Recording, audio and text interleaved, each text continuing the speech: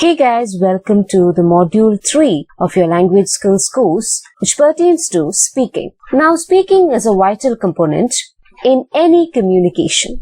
So whenever we take all the 4 skills which are related to communication, listening, speaking, reading, writing, LSRW, speaking always stands apart. Because speaking has got importance. Primary communication happens at the level of speaking or through speech. And speech has also got another significance to it. There is always a presence of a speaker when it comes to speech. In the olden days, importance was given to writing, and people thought that the written word has more significance than the spoken form. Because the spoken form varied from place to place, from person to person. You had the inferior form of language, as you could witness in dialects. Like you have the Thiruvananthapuram dialect, right? Which is different from the standard Malayalam form. So people used to think that the written Malayalam is far better than the spoken Malayalam. Similarly, in English too, the written English was far better than the spoken English. At one time, people thought like that. But later on, the shift came and people began to focus more and more on speech, because speech is the precursor to writing. Speech came first and then came writing. When you take the 4 skills LSRW, listening, speaking, reading and writing, speaking has prime significance. Now without further ado, let's begin our lecture. As I said earlier, speech is a vital component in any act of communication. It is an active element and often uses verbal and non-verbal skills to make it effective and meaningful. Now, why is it said that speech is active? Because there is always the presence of the speaker when it comes to speech, right? You will always be seeing the person and then you will be communicating with them, or they will be addressing you. So there is the presence of a speaker. A speaker will always address you, and whatever that he says, he can be held accountable for, because we know that it is he who is uttering it. ഏതൊരു കാര്യം സംസാരിക്കുമ്പോഴും ഒരാൾ നിങ്ങളുടെ മുമ്പിലുണ്ട് എങ്കിൽ, അയാളാണ് അത് സംസാരിക്കുന്നതെങ്കിൽ, നിങ്ങൾക്ക് ഉറപ്പായിട്ടും പറയാം that this person spoke in such and such way. That is why you can always hold politicians as accountable for the statements that they make. If a politician comes to the forefront of a podium and makes a sexist remark or a racist remark on a person, you can always hold him accountable for his comment. Why is that so? Because it is he who has made the comment and his presence is evident in the act of making that comment. So speech is always an active element. It is an active element and it often uses verbal and non-verbal skills to make it effective and meaningful. So whenever a speaker speaks, he uses verbal as well as non-verbal skills. Now, what are non-verbal skills? We learned some non-verbal skills when we learned soft skills, right? Non-verbal skills include gestures, posture, etc. So all those are non-verbal skills. So verbal skills, the way in which you speak, whenever you speak in a certain way, right? There will be ample volume, then you will always keep a pace so that the other person might understand. Usually people speak in a moderate pace so that the other person can understand. It won't be too fast, it won't be too slow. If you are speaking in a very slow manner, then the other person won't be able to understand a thing. If you are speaking again in a very hasty manner, then again the person won't be able to understand anything. So these are all verbal cues like volume, tone, pitch, intonation. We'll discuss it in detail in this lecture, in the upcoming slides. So whenever we speak, we use verbal as well as non-verbal means to communicate. Now speaking can also be interactive. It can be partially interactive. It can also be non-interactive. Now you might be wondering, how can speech be non-interactive? Again, based on the way in which a speech is being presented, you can categorize speaking into interactive speaking, partially interactive speaking, and non-interactive speaking. So we shall take a look at it. Now, interactive speaking happens in the case of conversations. Here, a mother is conversing or speaking with her son. And by the looks of it, the boy too is eager to hear whatever that the mother is saying. And he is also communicating to the mother using his gestures. He might also speak with her, because in conversations, two parties are present and they speak with each other. So this is an interactive speaking. In conversations, speaking is interactive, where feedback and communication happen between the participants. So whatever that the mother is saying, she will immediately get a feedback from the boy. So interactive speaking happens in case of conversations, where when you speak with a person, the person also responds back. There is a feedback mechanism. You speak to them, they interact with you, they respond, they give their feedbacks. So it is an interactive speaking, or it is an interactive session. For example, the lecture that I am delivering to you, though in the initial phase when you are listening to it, it might appear as being non-interactive, where I am just lecturing and you are just listening to it.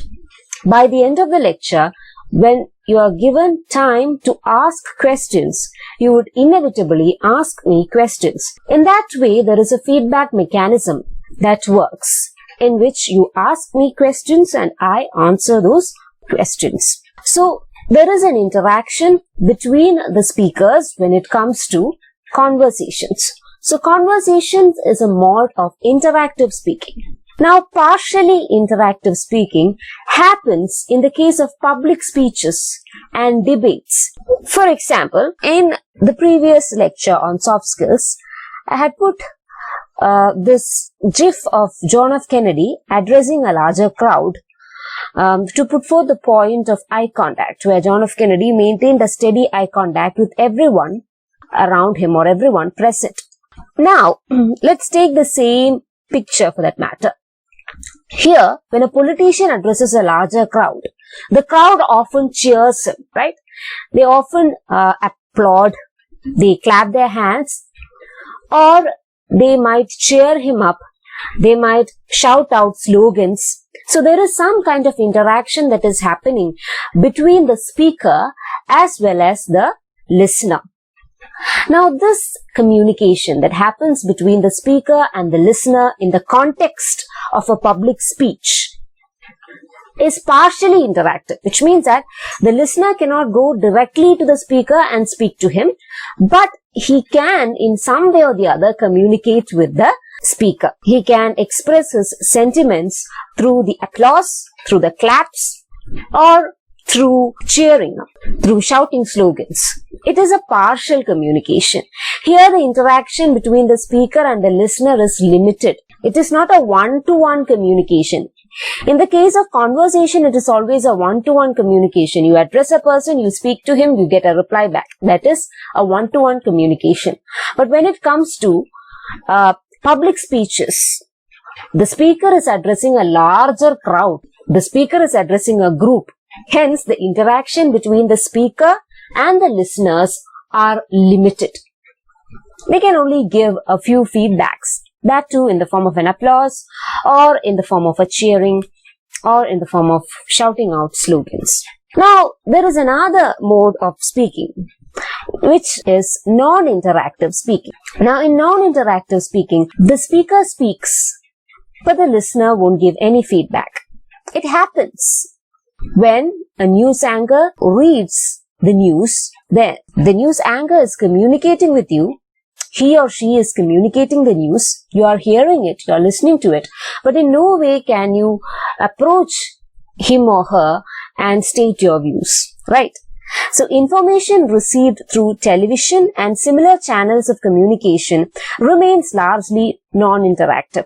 So, if it is a television and you are watching a television, and you are watching a news broadcast, the presenter is presenting the news. You are listening to it. The presenter is speaking. You are listening to whatever that he or she speaks. But in no way can you communicate with the presenter. So you cannot communicate with the presenter directly, or you cannot express your emotions, you cannot express your excitement, anything with the presenter directly or indirectly. Hence, it is a form of non-interactive speaking. Now, you might be a bit confused because nowadays even news channels have become interactive. If you have listened to the 24 channel and how they presented the election results, you know what I mean, right? They constantly interact with the public in the morning show. Again, the presenter interacts with the public. He reads the messages that are sent to him, and that's a way of interacting with the public. But usually, in most of the news channels, this does not happen.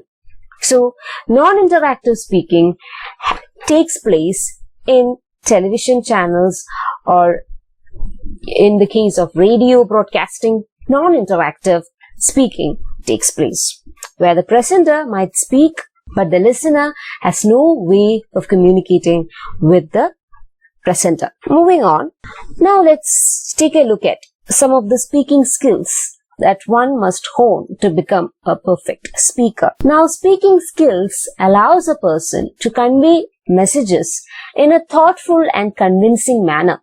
So, why do you need speaking skills? Because whenever you speak, you need to convey the message that you are intending to deliver in a thoughtful and convincing manner. You must be sensitive to the listener. You must be sensitive to the sentiments of the listener. You must not hurt him or her using your speech. Whatever that you speak must be convincing as well. It must persuade the listener. So, speaking skills allows a person to convey messages in a thoughtful and convincing manner. Now, what can you do to hone your speaking skills? While speaking in a one-to-one conversation or to a group, volume, clarity, and variety are to be taken care of.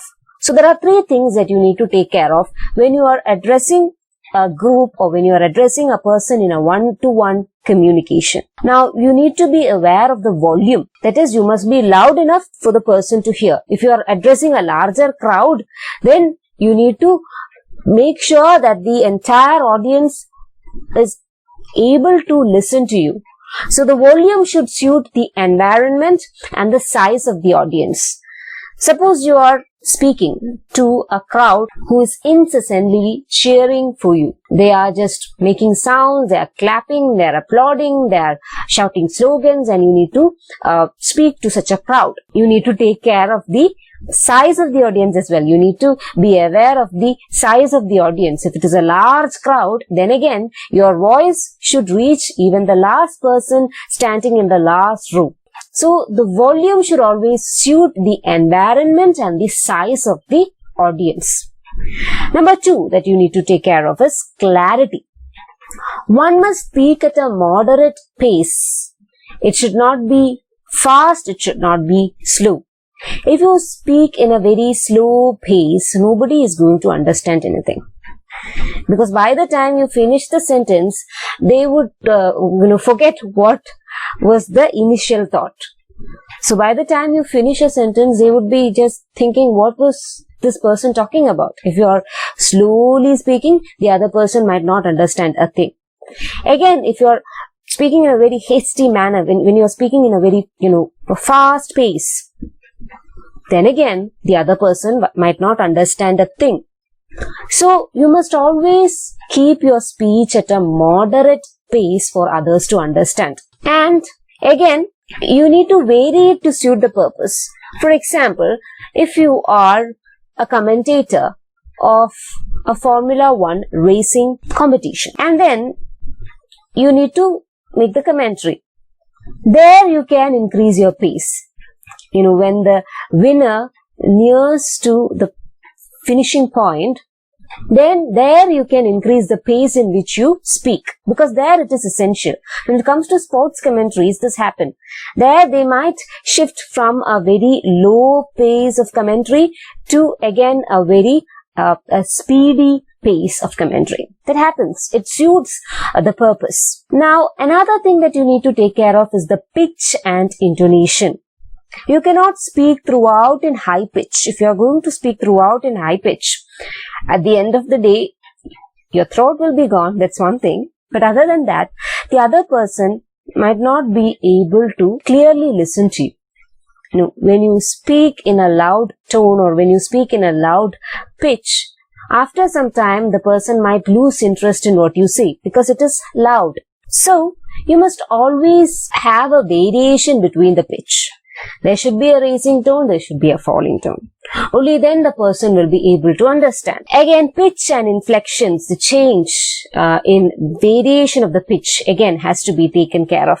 And one must always modulate the vocal tone, that is the intonation. There should be a rising tone as well as a falling tone. It should not always be, you must not always speak in a rising tone and you must not always speak in a falling tone. There is a difference between the two. We shall discuss it in the upcoming slides. Again, another thing that you need to take care of is variety. So, how can you bring variety into your speech? So far we discussed volume. The volume should suit the environment and the size of the audience. Then we spoke about clarity. That is, you must always speak in a moderate pace. You can vary your pace depending on the purpose of your speech. Then again, pitch and inflection and vocal tone should be taken care of when you speak. Other than that, you should always bring variety to your speech. Now, how can you bring variety to your speech? One must emphasize phrases and words to capture and retain the attention of the listener. So wherever you need to emphasize certain words, you need to emphasize it with a pause. Pause makes the listener think about the phrase. One must emphasize phrases and words to capture and retain the attention of the listener. So there must always be a stress. You must pause in between. Only then the listener will be able to understand what you are speaking. If you are going on and on and on without any full stops, any pauses in between, it would inevitably hamper the communication process. It would inevitably hinder the communication process. So you must always make pauses in between. Another way you can do is that you can emphasize on a particular word.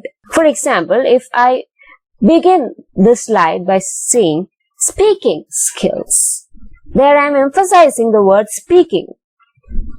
More than I emphasize the word skills, I am emphasizing the word speaking, because here the skills that you are going to learn about is speaking skills. So you need to emphasize a certain word or emphasize a certain phrase in order to capture the attention of the audience. This is a common trope which is used by almost all politicians and almost all speakers for that matter. They would emphasize on certain words. They would emphasize on certain words and it would become their catchphrase.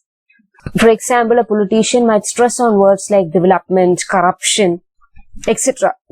to retain the attention of the listener. There will be development, infrastructural facilities, a better infrastructure would be provided in hospitals. So there your attention is being captured by emphasizing on certain words. So this is often used by politicians and the like. Now let's move on. So in this particular slide, we talked about the need to modulate the vocal tone. Whenever you speak, there is a need to modulate the tone in which you speak. There should be a variation between the tones or the pitch. There should be a variation in pitch. For effective communication to take place, this must be taken into consideration. Now let's take a look at it in detail, and this particular phenomenon is known as intonation. Now we shall take a look at intonation. I'm sure that Ganga Miss would deal with it in detail, but again, you need to know this for us to move further. So, intonation. Now, what is intonation?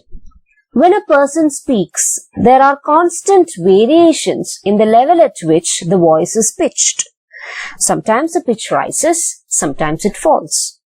The pattern of variation of pitch of the voice constitutes the intonation of a language.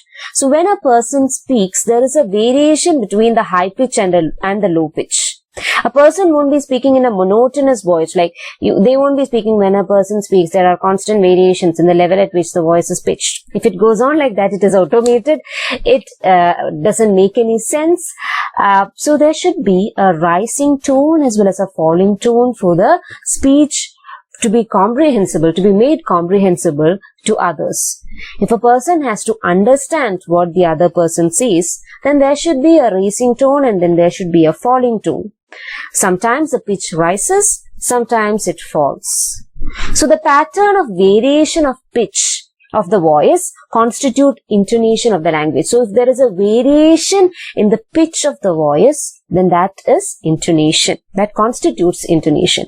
The pattern of variation of the pitch of the voice constitutes intonation of the language. There is a variation in the pitch of the voice and that is known as intonation. Now there are two basic tones in English.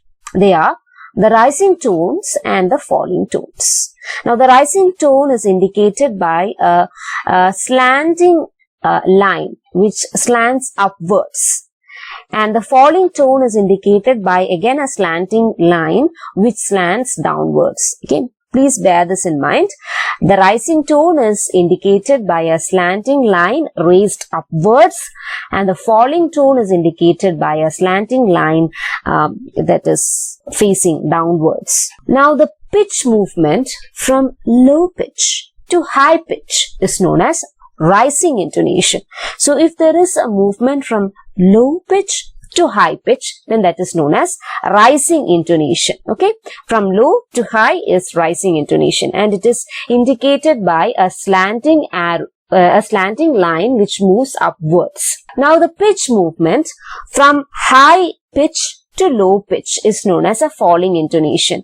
So the pitch movement from the high pitch to the low pitch is known as a falling intonation and it is represented using a slanting arrow which points downwards. See, a slanting arrow which points downwards denotes falling intonation. So once again, repeating, when a person speaks, there is a constant variation at the levels in which the voice is pitched. There is a constant variation in the pitch in which the person speaks. So this pattern of variation of the pitch of the voice constitutes intonation. So if there is a variation in pitch, then that is known as intonation. The variation in pitch when a person speaks is known as intonation. Now there are two basic tones. One is the rising tone and the other is the falling tone. Now if the pitch movement is from low pitch to high pitch, then it is rising intonation. When the movement is from high pitch to low pitch, then it is known as falling intonation. I hope that it was clear.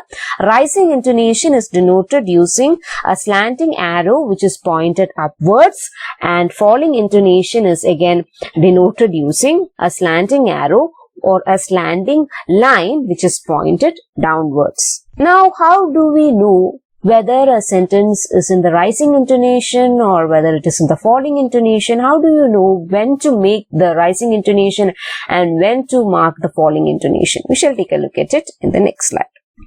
Now, rising intonation or rising tone is used in incomplete utterances. So, when you end a sentence abruptly or the utterance is a bit incomplete, then you use rising tone. And usually rising tone happens in the first clause of the sentence. If the sentence is incomplete, usually for a sentence to have meaning, it should be complete. So if there are two clauses and there is a main clause as well as a subordinate clause or a relative clause, if there are two clauses in a sentence, then the main clause needs the main clause may stand in itself, but the subordinate clause needs the main clause, right? You might be familiar with it because you might be familiar with the main clause and the subordinate clause, right? So the main clause can stand independently, but the subordinate clause cannot stand independently. In order to complete the subordinate clause, you need the main clause. So here, let's take a look at it. He is late. So here, the rising tone is used in incomplete utterance. It is said that he is late because he missed the bus. So here, how does the tone go? He is late. So late there is in the rising intonation. So it is an incomplete utterance. Why is he late? If the question is being asked, then the answer is because he missed the bus. So he is late. There, the sentence is in some way, the utterance is in some way incomplete. When you say he is late, again, he is late the first clause has to be in a rising intonation and the second clause must be in a falling intonation because he missed the bus. He is late because he missed the bus. So, because he missed the bus is in the falling intonation and he is late is in the rising intonation. So, rising tone is used in incomplete utterances and rising tone is used at the first part of the utterance. Rising intonation is used in the first clause of the sentence. It is not used in the second clause, but it is used in the first clause of the sentence. He is late. Here, he is late is the main clause because he missed the bus. So, the sentence is not complete without this second clause, it seems. So, the first clause needs to be in the ending of the first clause must be in the rising intonation and the ending of the second clause will be in the falling intonation. Now, in the case of yes or no questions too, and if it is an yes or no question which demands an answer, you need to get an answer out of an yes or no question. It is an yes or no question, which means the answer to the question will be either yes or no. But in the case of an yes or no question too, if you are asking a question which needs an answer, which demands an answer, then again you can use a rising intonation. For example, if I say, are you listening? There, are you listening? There, the intonation goes upward, right? Are you listening? There is a rising intonation. Again, indicated by a slanting upward arrow. I hope that you can see it here, indicated by a slanting upward arrow. Are you listening? Again, this is a yes or no question which demands an answer, which means that you need to say either yes or no. Now, rising intonation is also used in tag questions where the speaker expects the listener to answer and give information. So, again, it is used in tag questions. It is used in question tags where the speaker expects the listener to answer and give information. The listener must listen to whatever the speaker is saying and then the listener must give an answer to the question. Somewhat similar to the second case over here. So, again, let's take a look at it. In tag questions too, rising intonation is used. For example, here, he is guilty. Is he? So, there, the first part of the question is in, let me check, he is guilty. Sorry, here the first part of the question, he is guilty, is in falling intonation. He is guilty. Is he? So, there, he is guilty is in the falling, he is guilty. Guilty there is in the falling intonation and the speaker is expecting an answer from the listener. So, is he? Is he means is he. Is he guilty? You must answer either yes or no. So, he is guilty is in the falling intonation. The guilty part is in the falling intonation and again, is he? There is in the rising intonation. I hope that it was clear. So, there is a slight correction here. The rising intonation comes here. That is before is. He is guilty. Is he? So, there the rising intonation comes before is. Is he? Is he guilty? You need to answer either yes or no or you need to give an answer to the question after listening to the speaker. So, there again you use a rising intonation, not in the first part but in the second part, in the tag question. That is, tag question de kuda ningal avade rising intonation aanu use cheyendathu. First part lalla. Tag question de kuda rising intonation aanu use cheyendathu. Is he? He is guilty. Is he? So, there is a rising intonation. In counting or listing things too, we use rising tone for each item except the last. So, when you are counting or listing out things, or when you are listing out things, you use rising intonation to list out things all except for the last part. I'll give you an example. You see 1, 2, 3, 4, 5 and 6. See here? 1, 2, 3, 4, 5 and 6. So, when it comes to 6, it is in the falling intonation, but all the others are in the rising intonation. 1, 2, 3, 4, 5 and 6. There, 6 is in the falling intonation. So, it goes on like that. So, these are the 4 basic rules on rising intonation.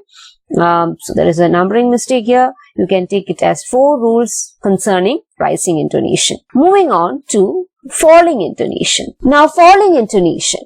This tone is used in ordinary statements made without any emotional implications. So if you are making a statement without giving out any emotion, without expressing any emotion, if you are making a standard statement, an assertive sentence, that is, if you are just making a statement without any emotions, then you are using falling intonation. Then you need to use falling intonation. For example, I went to the party.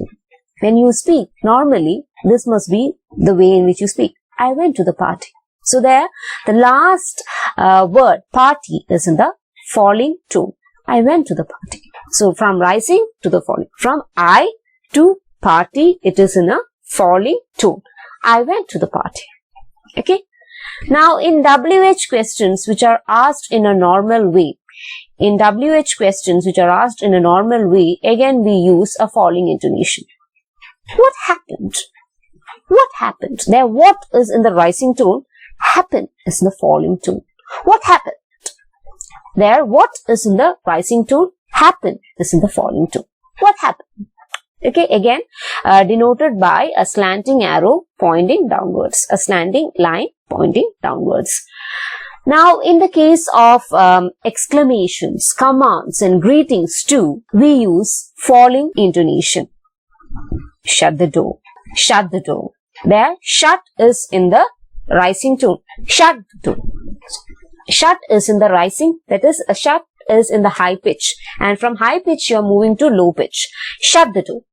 So, again, here it is in the falling intonation.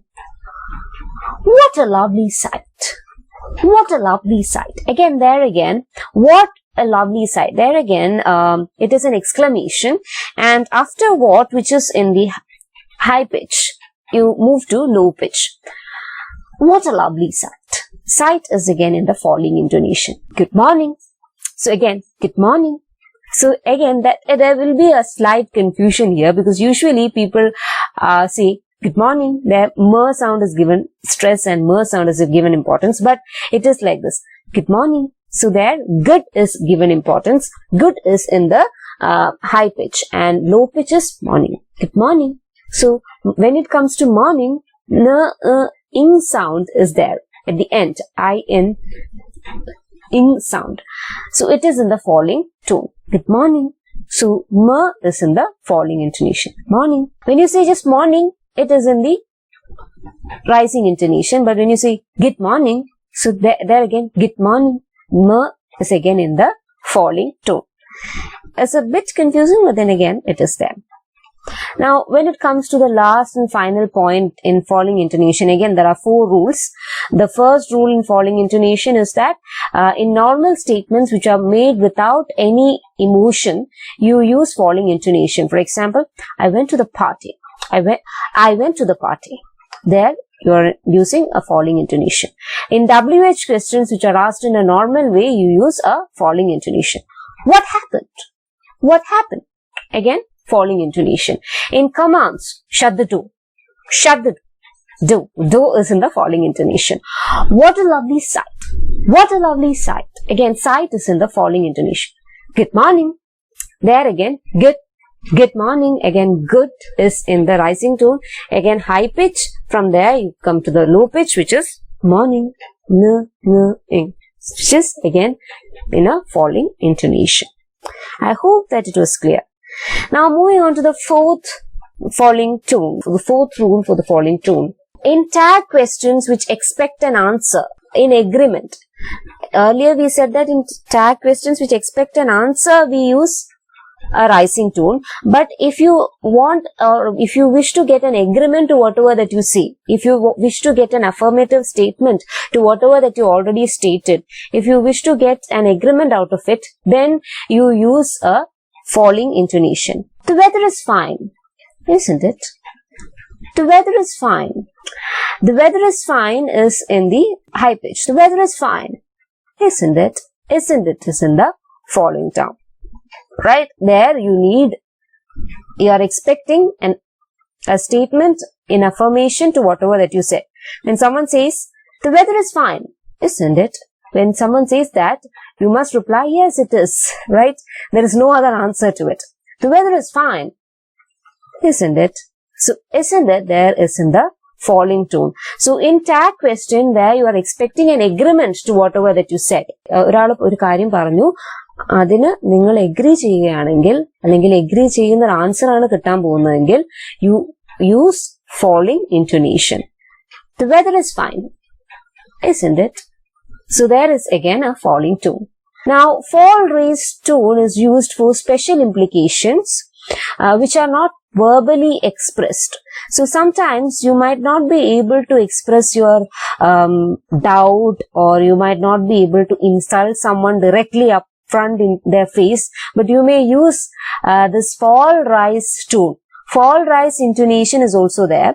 Though there are only two major intonation, the rising tone and the falling tone, sometimes people use this fall rise tone sarcastically. Fall rise tone is also there, and it is used for special implications. You are implicating something, but you are not saying it up front. You are not verbally expressing it. You are not calling anyone ugly, or you are not calling anyone as stupid. You are not calling them out. But still, by using this suprasegmental feature, by using the intonation, you are expressing an insult, you may express a doubt, or you may even express an insinuation. Now, what do you mean by insinuation? When you are hinting at something bad in an indirect and unpleasant way. So, if you are hinting at something bad, if you are hinting that something is not good in a very blunt manner, then again, you use this fall and rise tone. For example, people might say, she is beautiful. There, she is beautiful. There is a fall and then there is a rise. It happens together. She is beautiful, which means that the person is hinting at something. Maybe the person is hinting that the lady is beautiful, but she is not intelligent. She is beautiful. That means the lady is beautiful, but not intelligent. So usually sarcasms, whenever a person passes a sarcastic remark, they use this rise and fall intonation, or what you say as fall rise intonation or fall rise tone. First there is a fall and then there is a rise. Okay, so she is beautiful, which means that she might be beautiful, but she is not intelligent. That might be what the person is hinting. The house is nice. The house is nice, not the people in it. The house seems nice, not the people in it. That might be the hidden implication. So it is used as an insult. Usually you use fall rise tone as an insult. The house is nice. There, after the fall, there is a rise. Nice, which means the house is nice, but the people in it are not. So it is used to insult people, it is used to express doubt, it is used to insinuate, etc. I hope that it was clear. So that was all about intonation. Moving on. Now, how can you develop speaking skills? Now, speaking skills can be developed through observation and careful practice. So, usually great speakers or orators would listen to other great speakers and orators. They would listen to the speeches made by politicians or great orators. There are people who used to follow Sukumarari code for a long time. There are people who listen to the speeches made by Shashi Tharoor and the like. So, speaking skills can be developed through observation and careful practice. To master speaking skills, one must do the following exercises. You must practice tongue twisters like she sells seashells on the seashore. You must practice tongue twisters of Betty Brocker bought some butter, like that. So practice using tongue twisters like she sells seashells on the seashore. Say it continuously. At the end of it, you will be able to speak fluently. Then practice intonation patterns. Just as I said, you need to practice all the intonation patterns, when and how they occur. You need to practice intonation patterns. Only then will you be able to successfully communicate. Usually, the stand-up comedians out there, or the people who do podcasts and the like, or speakers for that matter, radio jockeys, they always use the fall, rise tone, right? When they ridicule someone or they pass a sarcastic remark, they use the fall, rise intonation. So rising intonation and falling intonation is of importance. So you need to practice intonation patterns for better speech. You need to have a working vocabulary. Develop a working vocabulary. What do you mean by working vocabulary? You must know a set of words. It is important for you to know a whole lot of words. How can you get these words? By reading. You can read newspapers, you can read novels, magazines for that matter. Acquire as many English words as possible from all these. And then you can develop a working vocabulary. You can write it down. You can use it in your day-to-day communication. Only then will it become your working vocabulary. You might know a whole lot of words. You might know the meaning of a whole lot of words. But you might not be using it in your day-to-day conversations, in your day-to-day speech. The one thing that you can do is that you must practice using them. So then it becomes a part of your vocabulary. It becomes a part of what the words that you know. So it becomes a part of your working vocabulary. You need to update your working vocabulary regularly. Learn a new word each day and try to incorporate it in your daily conversations with someone. Whenever you're speaking, you must also be aware of the non-verbal cues that you are giving out. You must make an eye contact with each and every person. If you're speaking in a one-to-one conversation, then you need to make an eye contact with that person in particular. But when you're speaking or when you're addressing a larger crowd, you need to address each and every person. You need to look them in the eye. Try to maintain a perfect eye contact with each and everyone. Then you need to adopt positive gestures and postures. You must not, in the previous class on soft skills, I put forth some gestures which come across as negative, right? You must not hold your hands crossed, or you must not look away. Then you must not play with your feet, and don't overuse gestures. All these things we dealt with in detail in the soft skills lecture.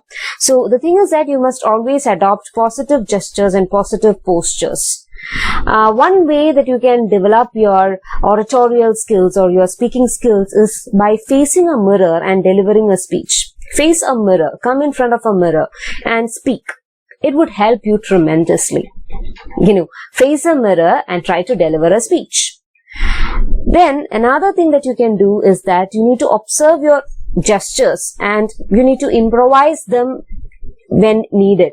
You need to observe the way in which you use your hands, the way in which you look at people, your eye contact, everything. You need to observe your gestures closely and improvise it if it is needed.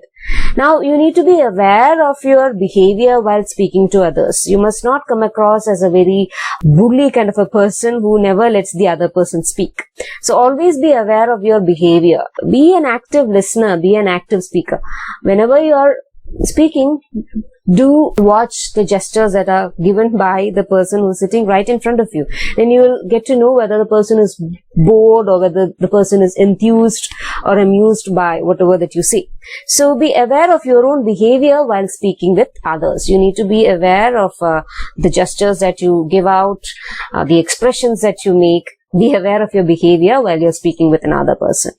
Now, if you're feeling tense just before delivering a speech or before delivering a lecture or making a seminar presentation, take quick breaths before facing the audience. Okay? Take a few breaths. Breathe in, breathe out, and just be calm as possible, as calm as possible. Take a few breaths before facing the audience. That would again help you calm your nerves. Now, moving on to one of the major forms of speaking, which is podcasting.